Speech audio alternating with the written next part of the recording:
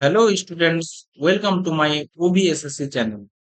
আজকে আমরা crack RRB group D 2026 কে টার্গেট করে সায়েন্স 20 প্লাস স্কোর আনার জন্য যে PYQs plus concept class করছি তার আজকে লেকচার 3। তোমরা অবশ্যই চ্যানেলটিকে সাবস্ক্রাইব করে দিও এবং ভিডিওগুলো ভালো লেগে থাকলে অবশ্যই বন্ধুদের সাথে শেয়ার করো। চলো আমরা আজকে আর শিফট অর্থাৎ 27 নভেম্বর থার্ড শিফট আমরা শুরু করি। আমাদের প্রথম প্রশ্ন হচ্ছে, নিচের কোন জৈব যৌগটি সম্পৃক্ত? সম্পৃক্ত মানে কি? সম্পৃক্ত মানে কি? সম্পৃক্ত মানে হচ্ছে দুটো কার্বনের মধ্যে এক বন্ধনী থাকলেই সেটা সম্পৃক্ত। অসম্পৃক্ত মানে কি?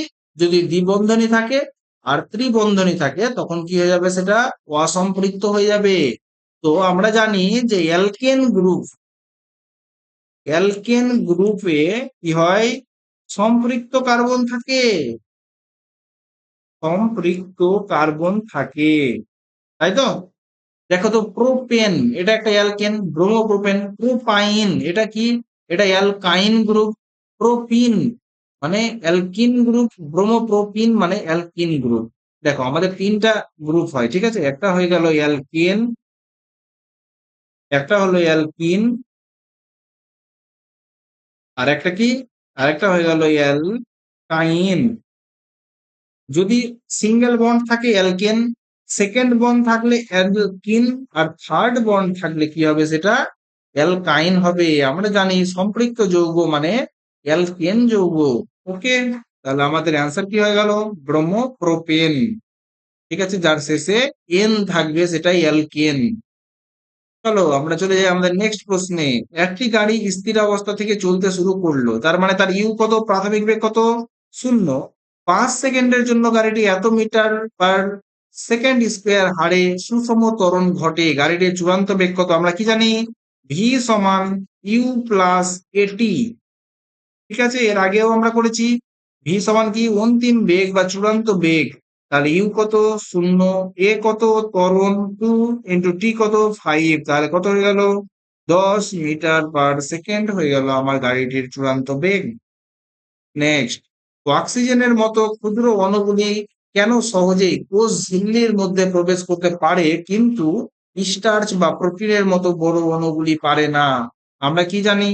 কোষ পর্দা, কোষের বাইরে কে থাকে? কোষ পর্দার উদ্ভিদদের কোষ পর্দার বাইরেও কোষ প্রাচীর থাকে সেলুলোজ নির্মিত। তাহলে তোমার যে এই কোষ পর্দাটা এটা কেমন থাকে? এটা থাকে তোমার সেমি পারমিয়েবল বা অর্ধভেদ্য পর্দা। অর্ধভেদ্য পর্দা, কারণ কি একে অর্ধভেদ্য পর্দা বলা কেন হয়?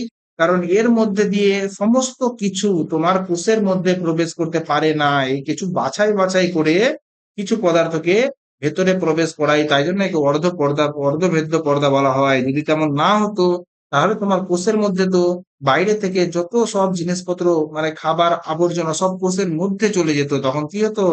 তখন তোমার কোষ গন্ডগোল হয়ে যেত, তাই তো?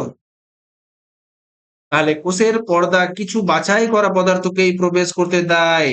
তাই জন্য আমরা কি বলি? কোষ পর্দা হচ্ছে কেমন? সেমি পারমিয়েবল বা অর্ধভেদ্য পর্দা। ঠিক আছে, নেক্সট, নিচের কোনটি গ্যাসের বৈশিষ্ট্য? গ্যাসের বৈশিষ্ট্য কি? এর কোনো আকৃতিও নেই, কোনো আয়তনও নেই। আমরা জানি গ্যাসের কোনো আকৃতি আয়তন নেই, ঠিক আছে? কিন্তু তরলের কি আছে? তরলের কোনো আকৃতি নেই কিন্তু আয়তন আছে। আর কঠিন পদার্থে আকৃতি আয়তন দুই আছে। বুঝা গেল? তাহলে গ্যাসের বৈশিষ্ট্য কোনটি? নির্দিষ্ট আকৃতি বা নির্দিষ্ট আয়তন কোনোটি নেই। ঠিক আছে, তরলের একটি নির্দিষ্ট আয়তন থাকলেও নির্দিষ্ট আকৃতি নেই, এটা আমরা একটু আগেই দেখলাম। নিচের কোন পর্যবেক্ষণটি বিবৃতি নির্দেশ করে? নির্দিষ্ট আয়তন থাকলেও কোনো আকৃতি নেই। তুমি দেখবা তরলকে তুমি যে পদার্থে ঢালবা তরল সেই পদার্থেরই আকার ধারণ করবে। তুমি একটি চোঙে ঢালো, তরল চোঙের মতো আকার ধারণ করবে। তুমি একটি গোলকে ঢালো, গোলকের মতো আকার ধারণ করবে। যাতে ঢালবা তার মতনই আকার ধারণ করবে। জলকে যে পাত্রে ঢালা হয় সেই পাত্রের আকৃতি ধারণ করে, কিন্তু জলের আয়তন কিন্তু সবসময় একই থাকে, তাই তো? সহজ প্রশ্ন। নেক্সট, নিম্নোক্ত কোন কোষীয় অঙ্গাণুর এটিপি উৎপাদনকারী রাসায়নিক বিক্রিয়ার জন্য পর্যাপ্ত পৃষ্ঠতল রয়েছে? আমরা কি জানি? আমরা জানি কোষের শক্তিঘর বলা হয় মাইটোকন্ড্রিয়াকে, যে কি করে শক্তি এটিপি রূপে সঞ্চিত করে। এটিপি মানে কি? অ্যাডিনোসিন অ্যাডিনোসিন ট্রাইফসফেট, তাই তো? তার মানে কি? এটিপি রূপে সঞ্চিত করে কি? মাইটোকন্ড্রিয়া। তাই জন্য মাইটোকন্ড্রিয়াকে কি বলা হয়? কোষের ফ্যাক্টরি, মানে শক্তি ঘর বলা হয়। আর কোষের তোমার সুইসাইড ব্যাগ বা আত্মঘাতী থলি কাকে বলা হয়? লাইসোজোমকে। কোষের প্রোটিন প্রোটিন ফ্যাক্টরি কাকে বলা হয়? রাইবোজোমকে। বুঝতে পারছো? এবার কোষের যে অঙ্গাণু, মানে তোমার মাইটোকন্ড্রিয়া আছে তো, একে অদ্ভুত অঙ্গাণু বলা হয়। কি বলা হয়? অদ্ভুত অঙ্গাণু। অদ্ভুত কেন? অদ্ভুত কেন? কারণ এই একটা অঙ্গাণু যার মধ্যে নিজস্ব ডিএনএ প্লাস রাইবোজোমও আছে। ডিএনএ আর রাইবোজোম কোথায় থাকে? অবশ্যই নিউক্লিয়াসে থাকে, কিন্তু মাইটোকন্ড্রিয়ার মধ্যেও ডিএনএ এবং রাইবোজোম আছে। তার জন্য কি করতে পারে? তার জন্যই মাইটোকন্ড্রিয়া সামান্য হলেও প্রোটিন সংশ্লেষও করতে পারে, কারণ আমরা জানি রাইবোজোম প্রোটিন সংশ্লেষ করে। ঠিক আছে, চলো নেক্সট স্টেপ। এম ভরের একটি বস্তুকে পৃথিবী পৃষ্ঠ থেকে এইচ উচ্চতায় রাখা হয়, এই বস্তুটিতে সঞ্চিত স্থিতি শক্তি কি হবে? আমরা কি জানি? স্থিতি শক্তি বা মানে পোটেনশিয়াল এনার্জি এর সূত্র কি? স্থিতি শক্তি এর সূত্র হচ্ছে এম জি এইচ, তাই তো? এখানে আমাকে ডিরেক্ট তোমাকে সূত্রটাই লিখে দিয়েছে যে স্থিতি শক্তি কত হবে? এম জি এইচ হবে। ঠিক আছে, নেক্সট। তড়িৎ শক্তি, ক্ষমতা এবং সময়ের মধ্যে সম্পর্ক কি? আমরা কি জানি? আমরা জানি ক্ষমতা সমান শক্তি বাই সময়, তাই তো? এখানে তোমাকে বলা হচ্ছে যে উল্টো ভাবে বলা আছে শক্তি সমান কি? তো শক্তি সমান কোনাকুনি গুণ হয়ে যাবে, ক্ষমতা গুণিত সময়। ওকে, সলভ। নেক্সট প্রশ্ন। সাধারণত কোন ট্রফিক স্তরের জীবের সংখ্যা সব থেকে বেশি হয়, সব থেকে কম হয়?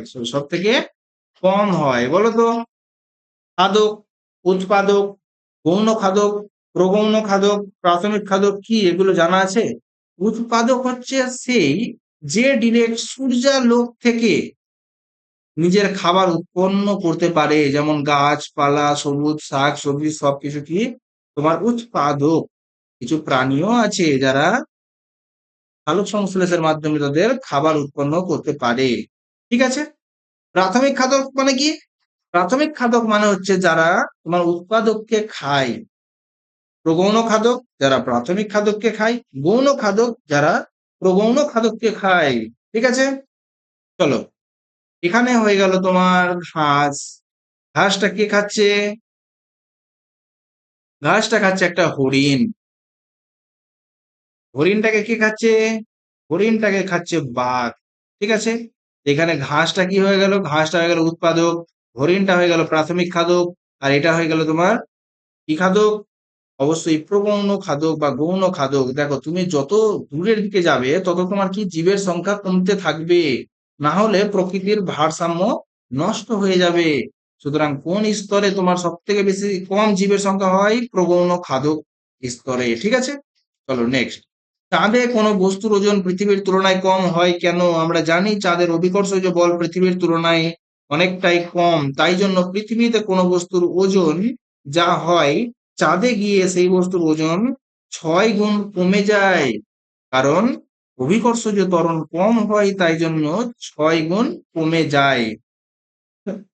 ইন্টারেস্টিং ফ্যাক্ট, তুমি যদি পৃথিবীতে এক লাফ মারো এবং 1 মিটার বা 2 মিটার যাও, তো সেখানে যদি তুমি চাঁদে গিয়ে সেই লাফটাই মারো, তাহলে 6 মিটার বা 12 মিটারে গিয়ে পৌঁছাবে। বুঝতে পারলে?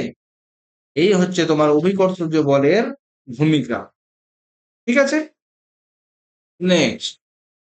কার্বন ডাই অক্সাইডকে চুন জলের মধ্যে প্রবাহিত করলে কি এর কার পদক্ষেপ পড়ে? কার্বন ডাই অক্সাইড CO2 কে তুমি CA ও এইচ ওল্টোয়াইস, এটা হলো চুন জলের মধ্যে ডুবিয়ে দিবা, তাহলে কি হবে?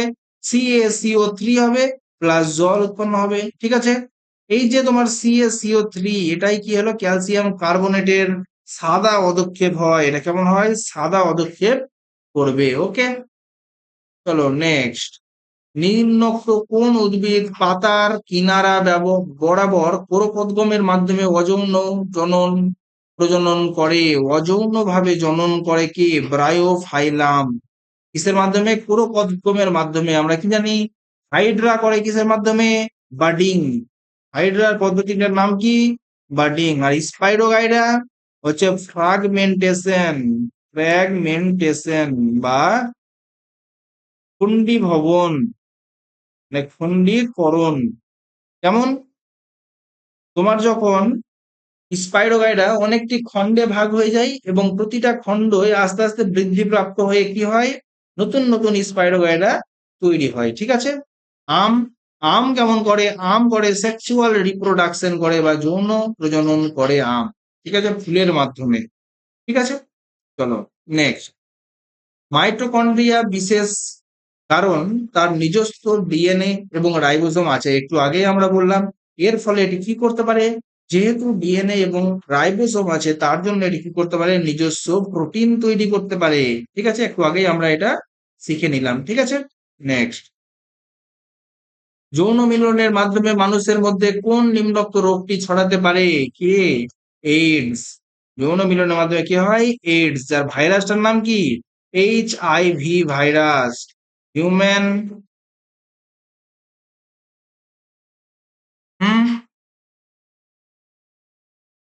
Immuno deficiency virus. ঠিক আছে, এখানে বা হিউম্যান ইমিউনো ডেফিসিয়েন্সি ভাইরাস। ওকে, নেক্সট। নিম্নোক্ত কোনটির অম্লতা বেশি, সবচেয়ে বেশি? আমরা কি জানি? আমরা জানি যে পিএইচ এর যে মান থাকে, এটা 7। 7 মানে কি হলো? 7 মানে হয়ে গেল প্রশম। এর যত এদিকে যাবে তত কি আসবে? ক্ষারীয়। আর যতটা তোমার বাম দিকে যাবে ততটা কি হয়ে যাবে? ততটা হয়ে যাবে তোমার আম্লিক। তো এদের মধ্যে কে সব থেকে বেশি আম্লিক? লেবুর রসের পিএইচ হচ্ছে কত? 2, মোটামুটি 2। ঠিক আছে, দুধের পিএইচ 6 থেকে 6.5 এর মধ্যে। হ্যাঁ, ভিনিগারের পিএইচ কত? 3 থেকে 3.5 এর মধ্যে। ওকে, আর জলের পিএইচ কত? 7। তাহলে আমার সব থেকে বেশি আম্লিক কে হলো? লেবুর রস। ঠিক আছে, নেক্সট। নিম্নোক্ত কোনটিতে দ্রুততম ব্যাপন পরিলক্ষিত হয়? ব্যাপন প্রক্রিয়াটা কি জিনিস? ব্যাপন প্রক্রিয়া হচ্ছে তুমি এখানে একটা কি করলা? ধূপকাঠি জ্বালালা। ঠিক আছে, ধূপকাঠি জ্বালালা, এখান থেকে যে ধোঁয়াটা বেরোলো, প্রথমে তো ধোঁয়াটা এখানে ঘন ছিল। এই ঘন ধোঁয়াটা তোমার তুমি এখানে বসে আছো, ঠিক আছে, কিছুক্ষণের মধ্যেই ধোঁয়াটা তোমার কাছে এসে পৌঁছে গেল। ব্যাস, এই যে আসলো, এটা কিসের মাধ্যমে আসলো? এই প্রক্রিয়াটাকে বলছে ব্যাপন। এই প্রক্রিয়ার মাধ্যমে ঘন মাধ্যম থেকে কোনো জিনিস লঘু মাধ্যমে ছড়িয়ে গিয়ে কি করে? সব জায়গায় সমতা বজায় রাখে। ঠিক আছে, এটা কি হলো? তোমার ব্যাপন। তাহলে গ্যাস তোমার সব থেকে তাড়াতাড়ি ছড়িয়ে যায়। তুমি একটি তরল নিবা, তরল মানে জল নিলা, জলের মধ্যে এক ফোঁটা টপ করে কি ফেললা? নীল ফেললা। নীল বা উজ্জ্বলা নীল ফেলে না, এই নীলটা কি হবে? আস্তে আস্তে আস্তে করে আস্তে আস্তে করে পুরো তোমার জলে ছড়িয়ে গিয়ে শেষে পুরো জলটাকেই কি করবে? নীল করে দেবে, তাই তো?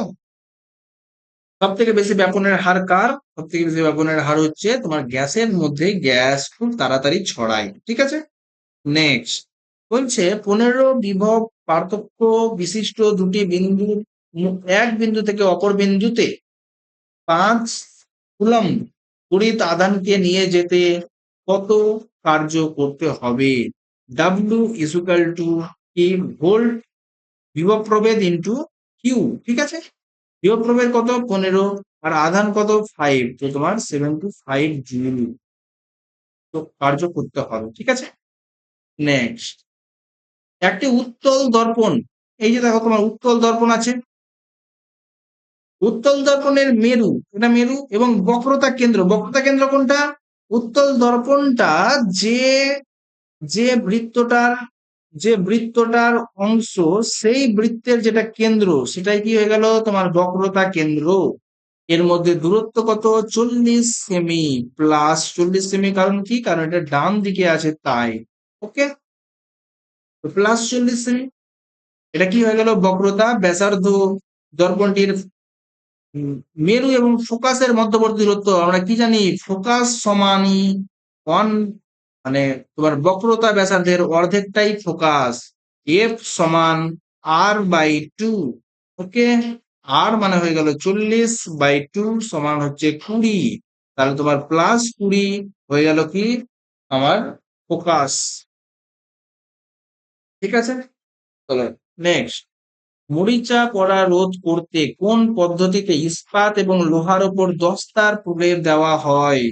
দস্তার প্রলেপ বা জিঙ্কের প্রলেপ দেওয়া মানেই হচ্ছে তোমার দস্তা লেপন, বা অনেক সময় তুমি পাবা কি? গ্যালভানাইজেশন। গ্যালভানাইজেশন মানে কি? কোনো একটি বস্তু ইস্পাত বা লোহার উপর জিঙ্কের প্রলেপ দেওয়াটাই গ্যালভানাইজেশন বা দস্তা লেপন। ঠিক আছে, চলো নেক্সট প্রশ্ন। সিঙ্গেল ক্রপ ফার্মিং এর তুলনায় ইন্টার ক্রপিং ফার্মিং কিভাবে উপকারী? ইন্টার ক্রপিং মানে কি বলতো? ইন্টার ক্রপিং মানে হচ্ছে মিশ্র চাষ, মানে কিছু সময় অন্তর অন্তর মিশ্র চাষ করা। দেখবা যেখানে গমের জমি থাকে বা ভুট্টার জমি থাকে, সেখানে কি করা হয়? গম উঠানোর পরে সেখানে শাক বুনে দেওয়া হলো। এবার শাকটা থেকে কি হলো? শাকটা থেকে যে নাইট্রোজেন, সেটা পুষ্টি রূপে মাটিতে মিশে গেল এবং মাটি উর্বর হয়ে গেল। মাটি উর্বর হয়ে গেল, তারপরে কি করা হবে? তারপরে আবার যখন গম বোনা হবে তখন কি হবে? তখন গমটা খুব উর্বর মাটিতে খুব ভালো হবে। কি হয়? সিঙ্গেল ক্রপিং করতে গেলে কি হবে? মাটির পুষ্টি একদম খতম হয়ে যাবে। ঠিক আছে, পুষ্টিজাত উপাদানগুলিকে সঠিকভাবে ব্যবহার করে এবং রোগের বিস্তার প্রতিরোধ করে কে? ইন্টার ক্রপিং করতে গেলে মাটি তার নিজস্ব পুষ্টি পায়। ঠিক আছে, নেক্সট। এইচআইভি সংক্রমণ সম্পর্কে কোন বিবৃতিটি সঠিক? একটু আগেই দেখলাম এইচআইভি কিসের মাধ্যমে হয়? যৌন জননের মাধ্যমে এইচআইভি সংক্রমণ হয়। ঠিক আছে, আর কোনো কিছু করার দরকারই নেই। যখন একটি বন্দুক থেকে গুলি ছোড়া হয় তখন গুলিটি সামনের দিকে এগিয়ে যায় কেন? আমরা জানি নিউটনের থার্ড ল, প্রত্যেক ক্রিয়ারই সমান এবং বিপরীত প্রতিক্রিয়া আছে। কারণ প্রতিক্রিয়া হিসাবে বন্দুকটি পিছনের দিকে গতিশীল হয়, তাই জন্যই গুলিটি অ্যাজ এ ক্রিয়া সামনের দিকে এগিয়ে যায়। ঠিক আছে, নেক্সট। একটি লেন্স দ্বারা গঠিত বিবর্ধন, বিবর্ধন সমান হচ্ছে v/u। ওকে, বিবর্ধন সমান v/u। ভিটা কি? ভিটা হয়ে গেল তোমার প্রতিবিম্বের দূরত্ব, আর ইউটা হয়ে গেল বস্তুর দূরত্ব। এটাই খুব ইম্পর্টেন্ট এবং গ্রুপ ডি এর খুব ফেভারিট একটা টপিক হচ্ছে বিবর্ধন। লেন্স দ্বারা গঠিত বিবর্ধন সমান v/u। ঠিক আছে, আর লেন্সের ক্ষেত্রে কি দাঁড়ায়? 1/v মাইনাস 1/u সমান 1/f। ঠিক আছে, 1/v বাই 1/u সমান 1/f, এটা কি? লেন্সের ক্ষেত্রে একটি সূত্র। ঠিক আছে, নেক্সট। একটি টেবিলে হালকাভাবে আঘাত করলে উৎপাদিত শব্দটি মৃদু হয় কেন? কারণ কম্পনের ক্ষুদ্র বিস্তার ঘটে। তুমি যে একটি শব্দ করলা বা হালকাভাবে আঘাত করলা, একটি যে শব্দ তরঙ্গ বেরালো, সেই তরঙ্গের কম্পাঙ্ক অতি ক্ষুদ্র বিস্তার। ঠিক আছে, কম্পনের অতি ক্ষুদ্র বিস্তার হচ্ছে, তাই জন্যই একটি মৃদু শব্দ হচ্ছে। একটা তরঙ্গের বিস্তার যত বেশি হবে কি হবে? শব্দটি ততটাই শক্তিশালী বা তীব্র হবে। ওকে, নেক্সট। নিম্নোক্ত কোনটি সরলরৈখিক শৃঙ্খলের বিশিষ্ট হাইড্রোকার্বন রয়েছে? আচ্ছা, হাইড্রোকার্বন সরলরৈখিক শৃঙ্খলে থাকবে, মানে সোজা সোজা সোজা সোজা সোজা, এদিকে এদিকে কিছু থাকবে না। দেখতে পাচ্ছ 3 মিথাইল পেন্টেন, মানে যে 3 নম্বর যে কার্বনটা আছে ওখানে একটা মিথাইল গ্রুপ থাকবে।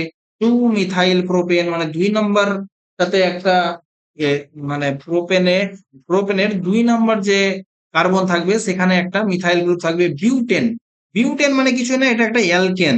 ঠিক আছে, CH3, বিউটেন মানে 4, CH3, CH2, CH2 আর CH3, 1 2 3 4।